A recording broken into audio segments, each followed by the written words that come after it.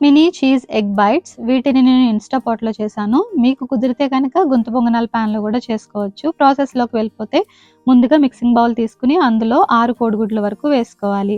6 కోడిగుడ్లని వేసుకున్న తర్వాత విస్కర్‌తో గానీ లేదా ఎగ్ బీటర్‌తో గానీ బాగా బీట్ చేసుకోవాలి. తర్వాత కొంచెం పసుపు, రుచికి సరిపడా ఉప్పు, కొంచెం కారం, మిరియాల పొడి, ఫైనల్‌గా జీలకర్ర పొడి ఇవన్నీ వేసి బాగా బీట్ చేసుకోవాలి. తర్వాత మనకి ఏదైతే ఇన్‌స్టా పాట్ యాక్సెసరీ ఉందో దానికి ఆయిల్ అయితే గ్రీస్ చేసుకొని కొంచెం చీజ్ అనేది కింద వేసుకోవాలి.